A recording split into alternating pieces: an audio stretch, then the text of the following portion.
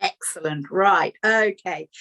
So, yeah, got a presentation. And what I've done is I have scripted it for myself because I know I can go and talk about this for hours and get incredibly impassioned and go on a little bit of a rant and get in a little bit of a soapbox about it. So I've kind of, put on my teaching head and put a presentation for you together. And please feel free to either pop questions in the chat and I'll swing around and answer them. And if we have time at the end, we'll do a little bit of a Q&A, but I will also be doing live Q&As in the Facebook group. So even if you sort of are watching on replay and you have a question, if you pop it in the Facebook group, I'll swing around and answer that live. So there'll be a thread for today and it'll say day 1. Even though I'm doing another presentation later, there will still be one thread because it's the same presentation. So without further ado, I will get cozy with the tech and share my screen. And let's hope I'm sharing my screen. Where is it? There it is. Tell me, can you, somebody unmute themselves and tell me if you can see my presentation.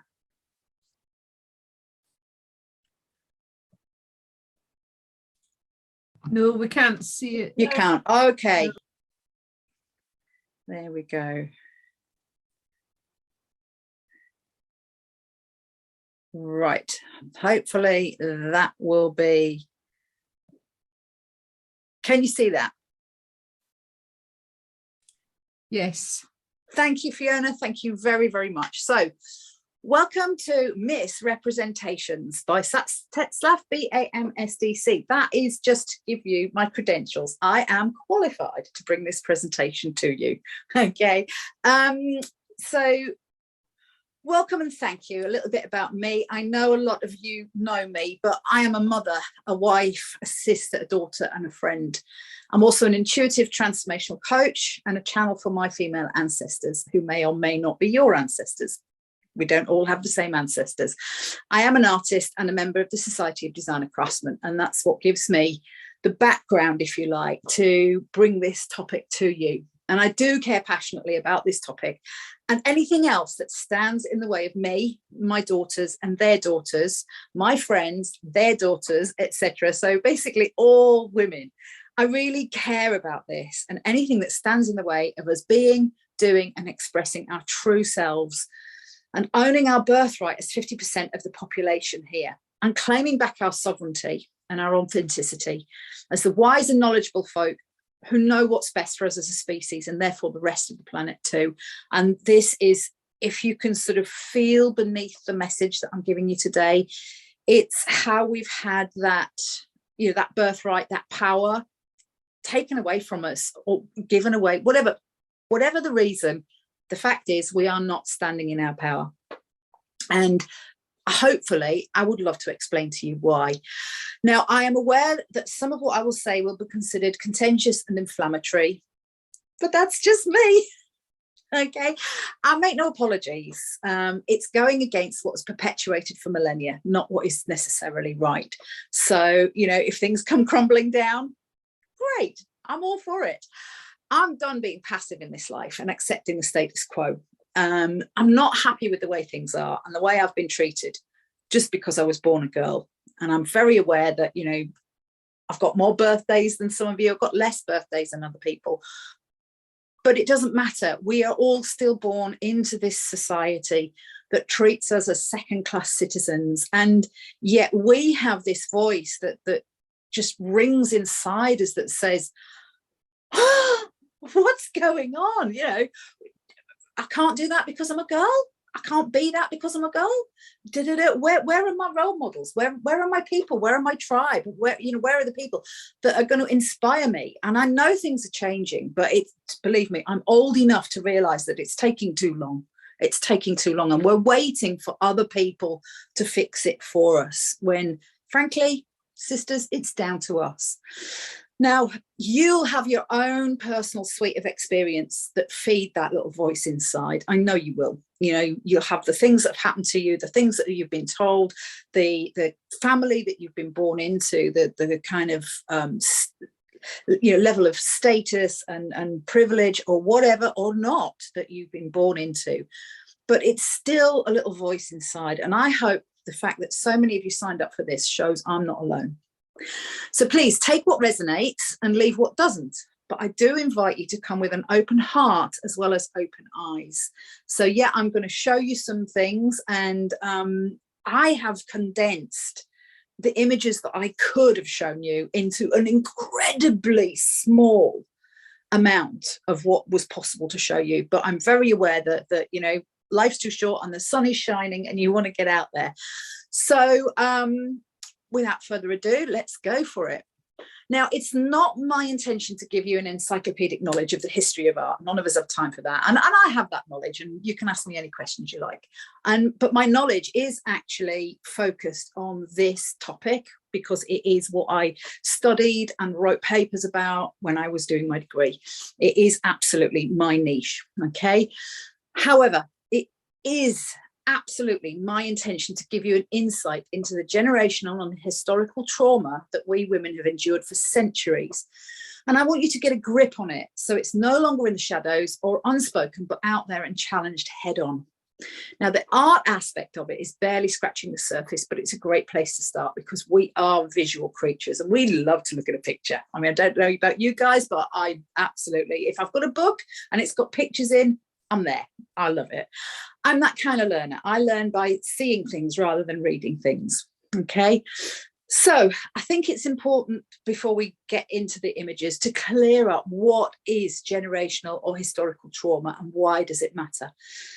It has a lot of different names, transgenerational, and all kinds of things. And I don't think that the word matters. I think the effects of it are what matters. So get rid of the labels, just feel into the effects of it.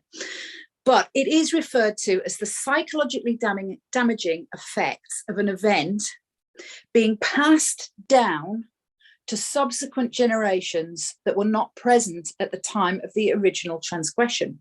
Okay, so feel into that. It's like you are feeling the psychologically damaging effects of something that you weren't even there when it happened.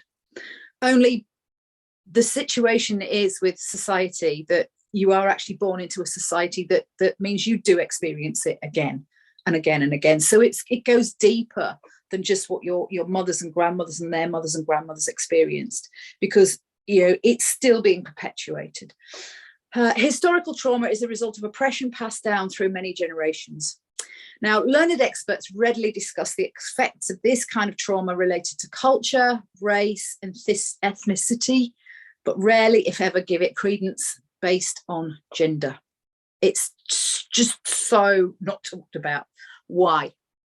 Because let's think about it. Let's just pause and think about it. The way society is set up, you know, who's making the decisions for us? Hello, goodbye, Boris.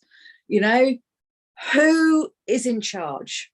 Generally speaking, I know that the world is moving very, very slowly and we do have more women leaders. I know, but growing up, who was in charge? Yeah.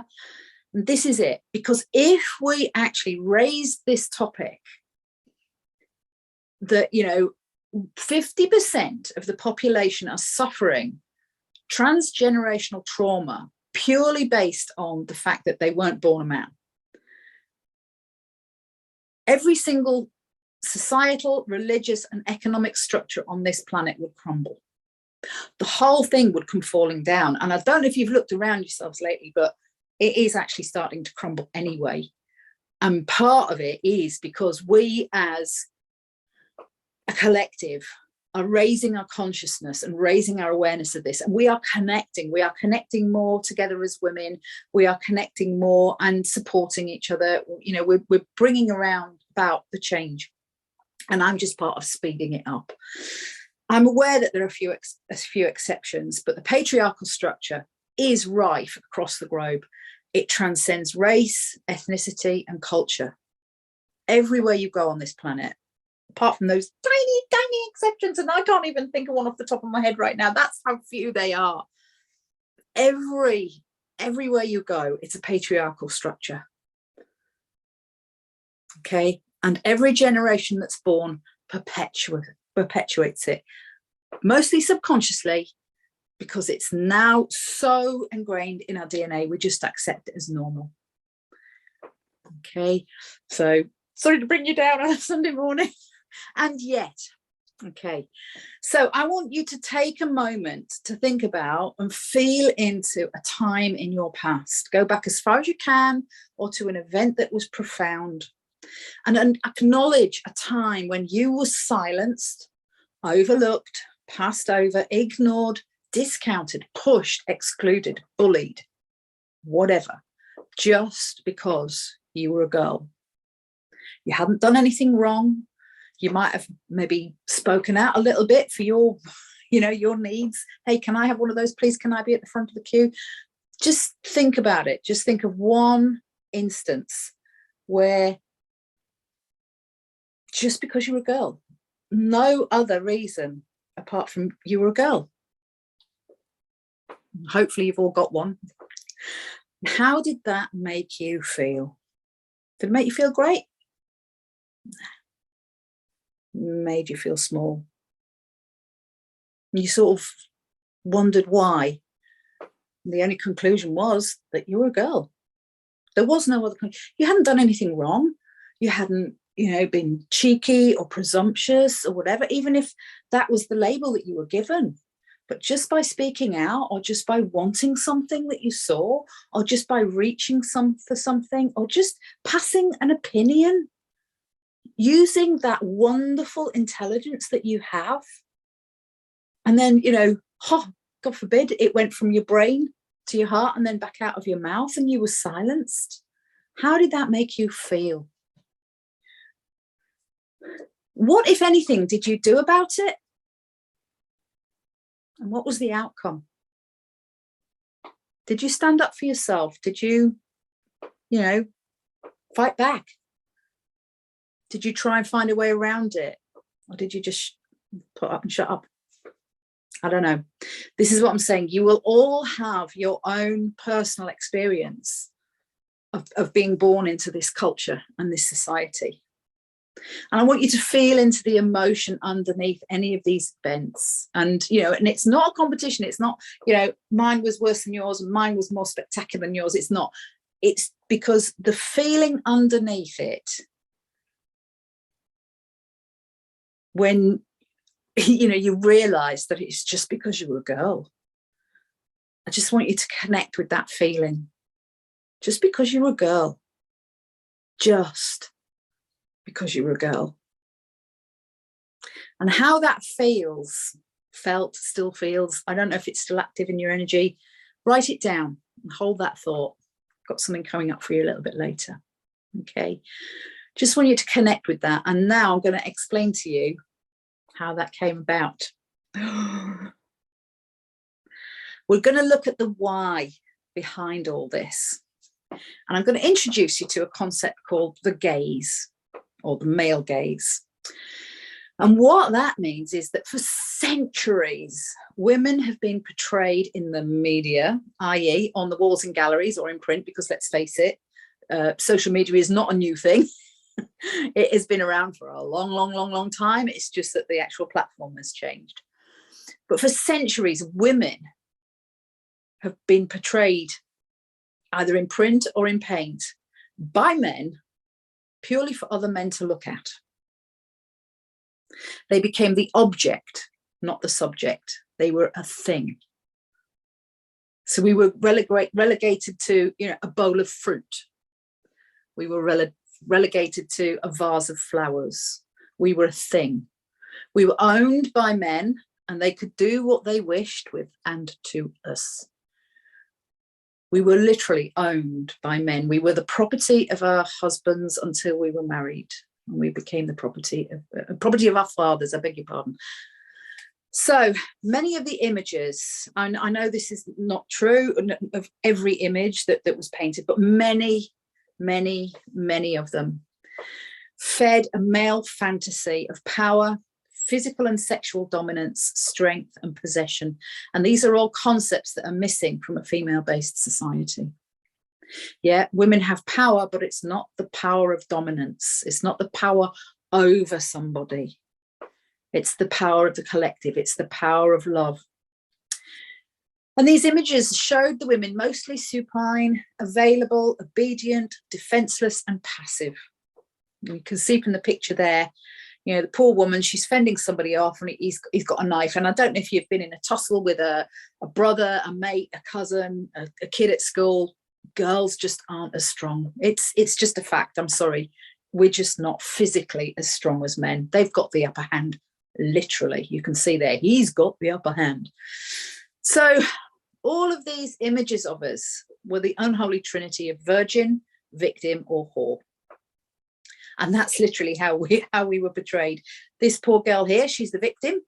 Yeah, because that feeds into his fantasy of male dominance. He's got the upper hand. He's in control. He can do what he wants with us. He won't be punished. The Virgin, I don't know if you've walked through the Louvre, but I took my husband there to show him the Mona Lisa because it's a fantastic painting. It is brilliant. And we walked through room after room after room of Renaissance images of the Virgin Mary. And if you walked through those halls, you would actually believe that Mary grew up in the Tuscan Hills because every background is the Tuscan Hills. So, you know, it's just not real. And if we're not being the virgin, the victim, we're the whore, the harlot. Okay. And, you know, if we were up to something else, literally, if we were depicted doing something else, we were either chopping somebody's head off, poisoning somebody, or plotting their downfall. This is how we were portrayed. We got the blame for everything that was wrong. Okay. So now the common themes to back up their narrative. Okay. Now there were many. And you can go and look at in books, at art, and just have a look at the pictures of women and how are they portrayed down throughout the centuries. But one of the most common themes male artists used to back up their oppression of women was Greek mythology that led into Rome. Roman mythology is based on Greek mythology. And by depicting, inverted commas, stories, it's not really, it's a story. Don't worry about it, it's a story. What are you making a fuss about? It's a story. So by using these stories, they could display uncomfortable themes without being literal, or so they thought. Okay. But common themes in this genre of art were rape and bestiality. Or as Cecile Paul puts it, which I love this, the strange, unspoken glorification of sexual assault in art history. And this is true. This was just the themes that they used, and people kind of accepted it, and it was on the walls, and it was art, and people would go and master at the brush strokes and the way they'd use the light, and look how they paint the fabric, and aren't they amazing, and the light in the sky and the mood, and they talk about all these aspects of the painting, but they don't stop for 1 minute and say that what you're looking at is a woman that's being carried off by a god who has converted himself into a bull so he can carry her off away from her friends standing on the shore there, you can see it, so that he can rape her. That is the story of Europa. So the bull there, you think, oh, she's trotting off, she's having a ride on a bull, why not? I ride horses, why can't I ride a bull? But what you're actually looking at there, the bull, I don't know if you can see, is in the water. The bull, the god, Jupiter. She's called Europa, by the way. She's been with her friends on the beach, maybe having a picnic. I don't know, catching up on social media. I don't know what she's up to. She was minding her own business. That much I do know. Jupiter comes along, fancies her, turns himself into a bull and carries her off. Okay. And this is one of my favorite tales, and another one is the story of Leda, who was raped by Zeus, who happened to be a swan at the time. But let's go into it a little bit more. So this image of the rape of Europa, typo there, do beg your pardon, it was painted in the 1560s. So she was raped by Jupiter, who was a god, so I guess that's okay. In the tale, the mortal woman gives birth to Minos. Okay, so what? Minos, the Minoans. Minos was the king of Crete and what is recognized as the first European civilization. Europe, get it? European civilization was named after the mother of Minos, who set up the civilization. The act of rape gave birth to civilization. So if you were Europa, you got to literally birth civilization. Oh my God, be grateful, bitch. What are you protesting at? You literally got to birth civilization. Get back under the rock, get back in your chair, shut up and put up. So this is the message underneath the painting. Okay, it's a lovely painting. And I've deliberately not told you who painted it. I'm not going to give credence to him. He's not getting any credit in my presentation because it's the message underneath it. So my other favorite is poor old Leda. And after she was raped by a swan, she got the ignominy of birthing Helen of Troy, which eventually resulted in 10 years of war in the world of men. So yeah, fellas, you sow the wind and you reap the whirlwind. So there she is.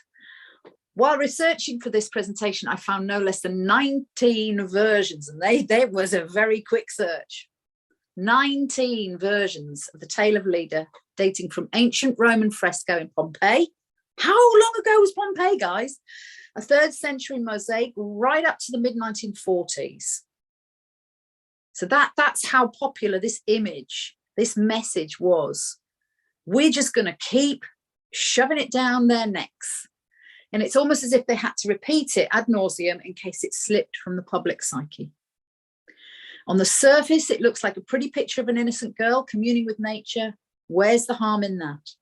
And this is what they kept telling us. This is the message in the images. And that one there, I don't think that's very innocent. There's no question about what he's up to there, is there? When you actually stop and look at it, what is that swan doing? So it's by using imagery with such deep undertones that the dominance and oppression of women was kept in the forefront of the human narrative for millennia, disguised as art. And that, sister, is generational and historical trauma based on gender. So I'm just going to show you a few more. So there you can see, top left, that's the fresco from Pompeii. Yeah, there's nothing wrong with that, is there? She's sitting with a swan on her lap. Who does that? There's another one, the mosaic there, 3rd century mosaic. Then the one below, you can see it's a little bit more modern. It's slightly more impressionistic. And we've got the one at the top there on the left. She's actually depicted welcoming the swan, and the swan is coming with all the cherubs. It's like, this swan is going to come and sexually assault you. And she's begging for it. This is the message. And I mean, the one top right there, I just find it a bit odd. She's got her legs wrapped around a swan. So often it was depicted as though the woman was, a consensual, complicit partner in this act. Basically, she was up for it. Okay. There's a few more, and you can see from the styles how it comes down through the centuries. And it's like, yeah, it's sweet, it's innocent. She's saying hello to a swan. What is wrong with that? And as you can see, as it got more and more modern, I mean, this is literally mostly images from the last century or so. They're still glorifying the act of rape. Here we go. There's more. I mean, it just goes on and on. I mean, the one on the right, it's Michelangelo. Who hasn't heard of Michelangelo? Well respected, but he's touting the same rubbish. I've put that image in again just because I think it's so striking of what's actually going on. I don't know if you can see, if you're on a phone or something, the one on the top left, the swan's actually, chewing on her tit. So this is the imagery that they used to tell us that it was okay to rape somebody, because, you know, I can't justify it. I'm actually lost for words. This image is the rape of the daughters of Lysippus. And in researching this, I found many mentions and citations online for it. Who painted it? The unique style manifested. This is what they, you know, that was in quotes. The unique style manifested in the brushstrokes and the museum where it hangs, the tale that inspired it, even down to they can identify which woman is which purely from knowing these are twins. And they know which woman is which because they know which of them gave birth to which son to which man. Okay, so I'll explain that. So what you've got there is you've got one bloke in armor and his horse is kind of behaving himself. Now he's a mortal man, okay, but he happens to be friends with this chap called, he's got a few different names, but it's basically Pollux. He's bare-chested and his horse is a little bit out of hand. He's a god and he's a wrestler. You know, when he hangs out with his godly mates, wherever they hang out, he's a wrestler, and that's how he, you know, has his fun. And this is how they know which sister is which, purely because, I mean, there's nothing to choose between the girls. There's nothing there to identify the girls. But we know who the men are. The men have an identity, but the girls don't. And we only know who they are because we know which one gave birth to which son, to which man or god. What a load of Pollux. So in spite of, you know, all of the stuff they can tell us about this image, there is not one mention of how wrong it is or how it glorifies rape culture. Not one mention. And I find it quite a disturbing image. You know, the girls aren't just drunk after a night out and these blokes are going to give them a lift home on the horse. So without going into more detail, I'm aware that it's quite a harrowing subject, and you know, I don't really want to activate too much of that in your energy. Here's a great quote I found from Cecile Paul. Rape culture is defined as an environment in which rape is prevalent and in which sexual violence is normalized and excused in the media and popular culture, perpetuated through the use of misogynistic language, the objectification of women's bodies, and the glamorization of sexual violence, thereby creating a society that disregards women's rights and safety. It's defining manhood as dominant and sexually aggressive, and womanhood as submissive and sexually passive. It's gratuitous gendered violence in movies and television. It's victim blaming and refusing to take rape accusations seriously. There are versions of the story that insinuate Leda welcomed Zeus, the swan, into her lap. This well-crafted erotic art, albeit beautifully painted, ticks all the boxes for perpetuating rape culture. And yet it hangs in our museums without explanation, without conversation. And after all these centuries, perhaps it's time to stand in front of these masterpieces and start asking the difficult questions. So thank you to Cecile Paul for that. So it's just the rape images that created the trauma then, you know? No. There are countless images of passive, naked women feeding the male fantasy of sexual conquest. Warnings of women as betrayers, untrustworthy creatures whose voices must be silenced, that have served as the subliminal conditioning of the patriarchal model. But it didn't stop there. Laws were passed banning women from education, rights to property, even their own bodies and children. Hello, USA, etc., etc. So you can see the images were just backing it up. This is Ulysses and the Sirens. In the original poem, the sirens were half woman, half chicken.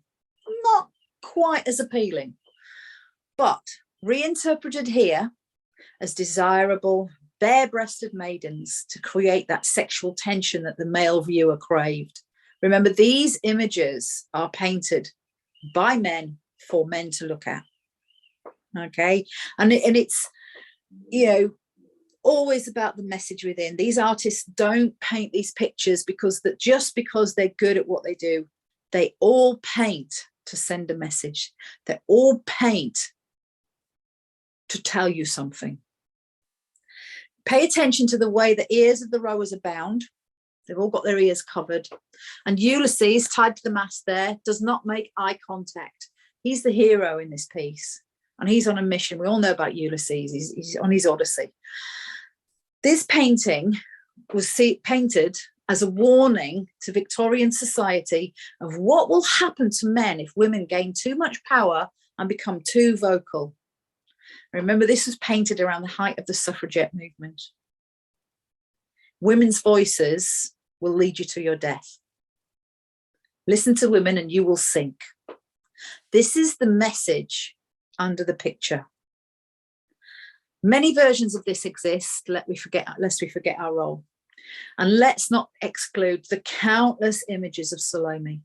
She demanded the head of John the Baptist, the cousin of Jesus. Jesus. I mean, we're just horrible creatures. This is the message. You know, we have the temerity to demand the head of the cousin of Jesus on a plate, which is horrible. So as a group and as individuals, we basically get the blame for all the ills in the world, all the times it went tits up, yes, pun intended. And our poor menfolk just have this eternal battle of keeping us quiet and soldiering on in spite of the tribulations we bring to their doors. And this is what they keep saying to us, you know, they've got to control us, they've got to keep us in our place, otherwise nothing will get done. They won't be able to build their empires. And there she is, poor little Salome, getting the blame. So our roles in society over millennia. Whew, take a breath. I hope this is, you know, waking you up to what's been going on all around us. Okay, if we women as a group or individuals were to prevent ourselves from accusations of these and other roles, and thus incurring the wrath of men, more on this to come in the next few days, then we must be quiet, shut up and put up. We must suppress our voices, suppress our needs, suppress our desires, and be grateful for crumbs just to survive. We were relegated to the role of incubators, decoration, object and property, a thing to use, abuse, discard and or trade.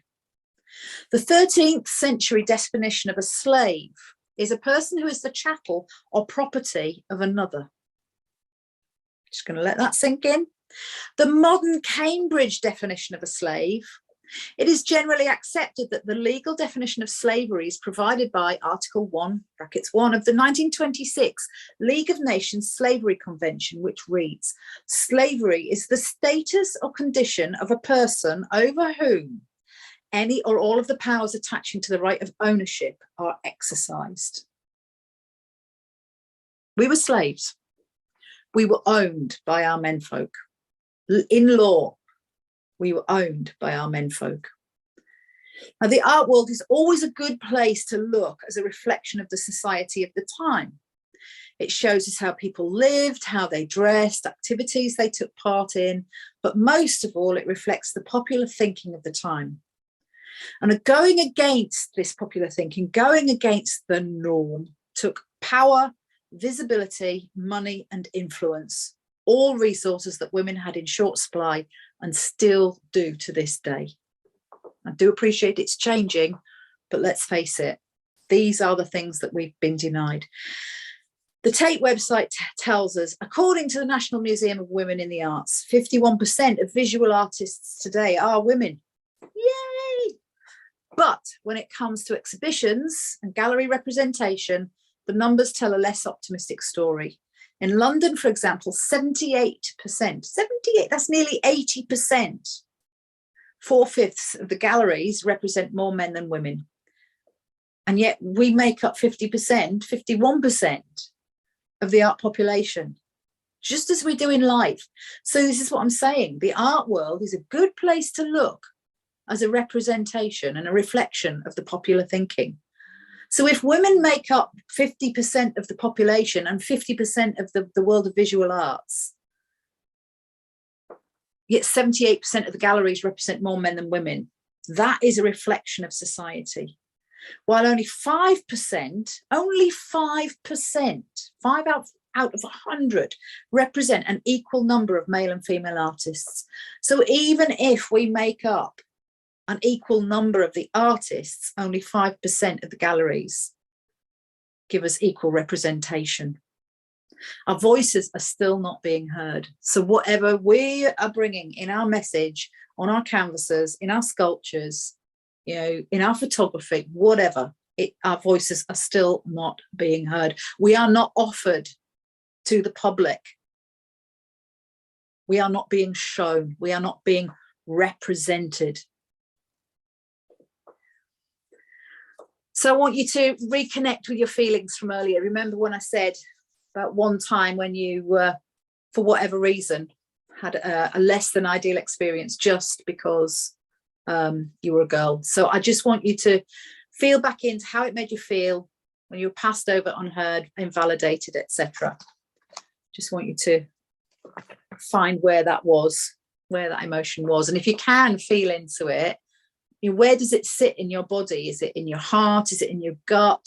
Is it in your throat? Is it sort of, do you feel a, you know, a sort of tingling down your legs? When you feel into that event, when you feel into that emotion, where does it show up? Because that's the link to understanding how historical or generational trauma works. Because it's no good me just standing here and saying, hey, look at these pictures. Aren't they terrible? Goodness me, isn't this awful? Let me show you another picture. Oh, can I show? And I can show you literally thousands of pictures without any effort whatsoever, because I know they're there and I know where to go and look for them, because I've done a lot of research over a lot of years on this topic. But it's about understanding how the trauma works. So our feelings or emotion reflect our inner world. If you're not happy, you're not happy. And your feelings or emotion are what motivate and drive our actions. Emotions are literally energy in motion. And I know I'm preaching to the converted to a lot of you here. I know that. So you will get this. So just as any simple single-celled organism will move towards food and away from poison, we, as a multicellular organism, do the same. We're just the same. We're a cellular organism. If we like it, we go for it. If it hurts, we shy away. We hide, we shrink, we deflect, and we even alter our behavior or looks to appease or lessen our pain. That's what we do. We survive. So we don't show up as who we're supposed to show up. We are glorious, marvelous, powerful, wonderful, you know, insert all the adjectives there. That is who we are. And you know it. But over time, this altering of our behavior, our looks, or to lessen our pain, this becomes ingrained into ourselves and gets passed on. We adopt and express the behavior without understanding or seeing the cause. Remember when we talked at the beginning about the definition of generational trauma? You don't have to be there. You're expressing the behavior without actually experiencing the cause. Only because we're women, we are. Every single time that you know another girl is born, she's born into that pain. So if you're okay with seeing images of women being raped or abused and the message of male dominance and oppression behind it, and it doesn't make you feel even the slightest bit uncomfortable, then you may have experienced something like this yourself and become dissociated, which means your emotions are disconnected as a survival tactic. So examine that. Or you need to politely say goodbye and leave this meeting now. Go and book an appointment with a mental health professional. You have work to do, my friend.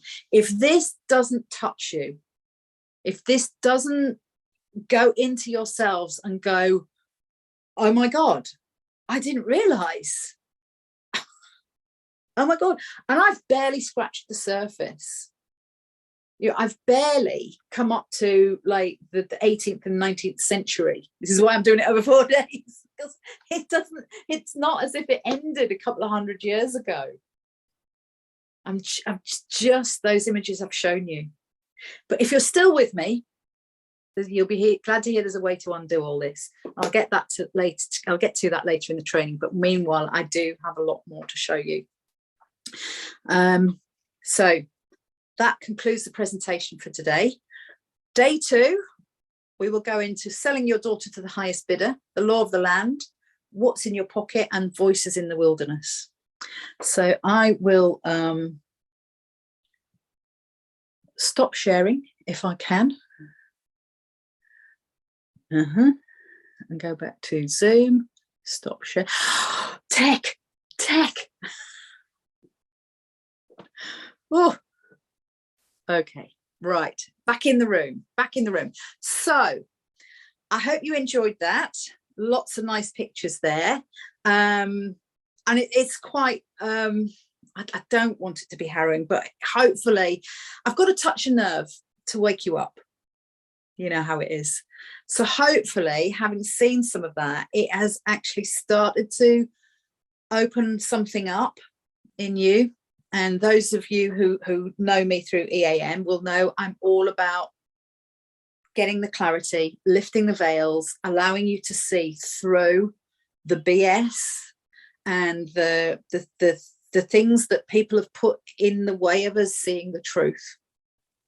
Because it's only through connecting to the truth can we make the change. So has anybody got any questions or comments about all that? Or are you all stunned into silence? Nicola, unmute yourself. That was amazing. Thank you so much, Sass. Really enjoyed that. Good. I'm just thinking about a programme called Gentleman Jack. I know you don't watch much TV. I've heard it. Yeah. Right, so I'm just watching it. I'm just Googling it. It was in 1830s Yorkshire. But actually, I feel it's portrayed in a very good way, and it is showing the patriarchal society and what's going on. And it's the first programme that I've seen that's actually questioning what's happening. Yeah. Maybe it doesn't go all the way, but it really has made me think. It's the first one that's not glorifying landowners. Yeah. Things are changing. I will admit that. They're changing, they're just not changing fast enough. So I think, the more we start to get that into media, TV, movies, coming in other things that, we have an obligation and a duty to our children and their children, and not just the girls. It's about educating the boys as well.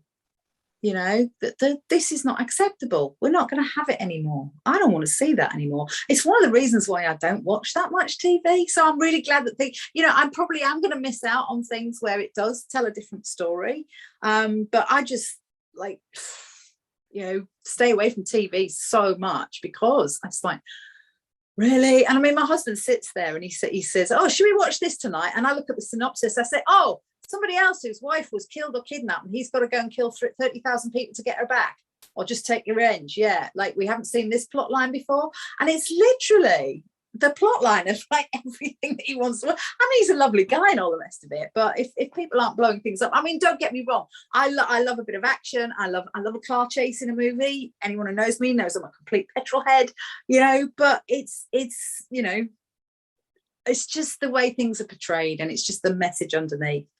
But no, thank you for that. I'll go and look that up and see if I can catch that on catch up or replay or whatever.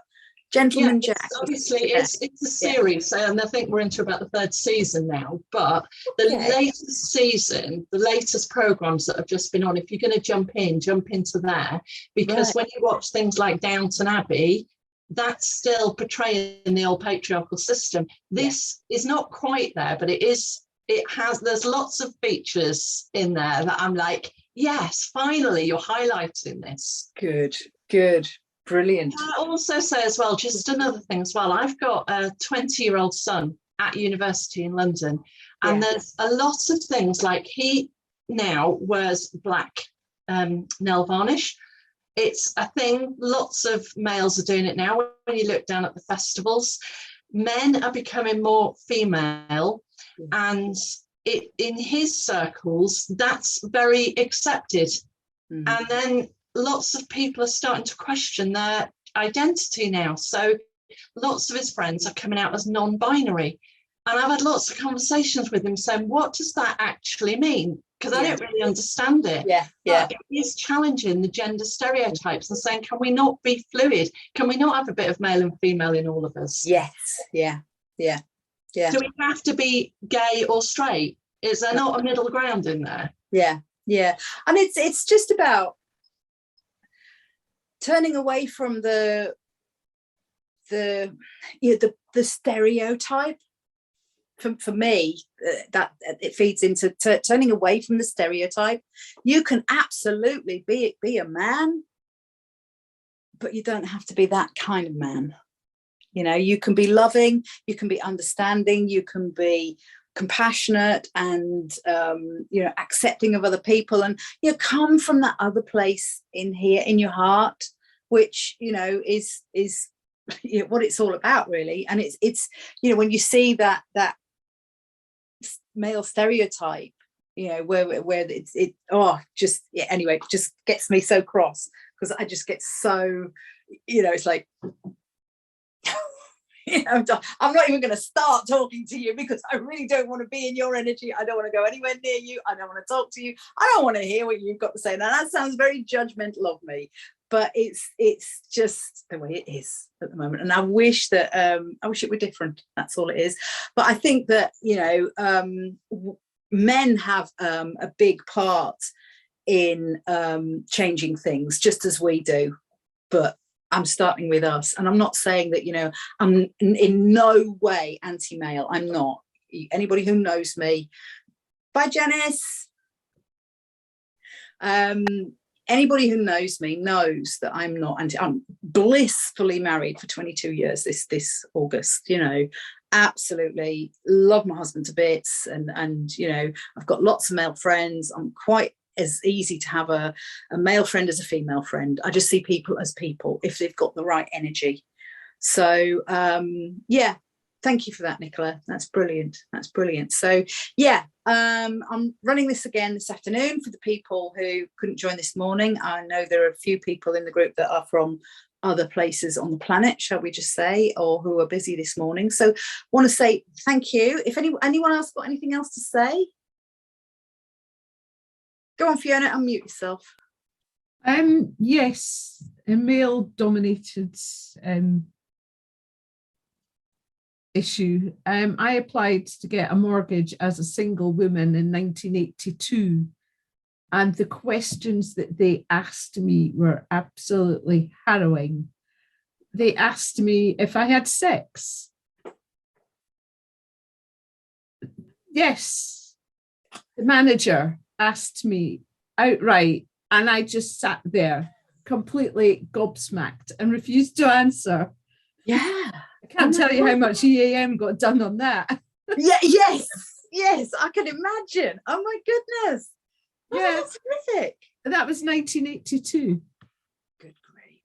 Yeah. I mean, I know my mum tried to did get a mortgage. I'm trying to think, not that far before that. It was in the 70s, but maybe 74, 75, 76. Right. When I was a kid, and the only way she could do it was if her dad came to be the guarantor, which my granddad, again, gorgeous bloke, thought this was hilarious because he was a butcher and my mum was a radiographer. She earned something like 4 times what he earned. It's like, and yet he had to come and sign all the paperwork, and he just laughed through the whole thing, thought it was ridiculous, but it's things like that, isn't it, that just are bonkers. Yeah, absolutely. And I just sat there stunned into silence. And he would have thought that his questions were perfectly valid, to protect the investment. Does she have sex? Yeah. Ooh. Ooh, yes. Oh, we might have a pregnant single mother could turn up here. Ooh. Yeah. Disgraceful. Yeah. Thank you for sharing. Yeah. Anything else? Yeah. Or Sarah's her sister was called in by the bank manager and told off by him for how she used her money. What on earth is he doing looking? It's her money. Oh, incensed from Yorkshire. Yeah, it's whose business is it of any of these men to question what we do? And it's very interesting, because in one of the other days I do talk about the laws of the land, and how recently it is that women were actually allowed to say what happened to her wages and her investments and her property. It's quite recent. It'll blow your mind. Anyway, I will leave you beautiful people to go and enjoy your Sunday, and look forward to seeing you tomorrow. If you've got any questions about where to catch up or where to see us in the group and what's happening, and you can't see it in the feed, I'm aware that how Facebook algorithm works, you don't always see the feed. Please feel free to just message me. Okay, thank you very much for your time, ladies. I will see you soon. Bye.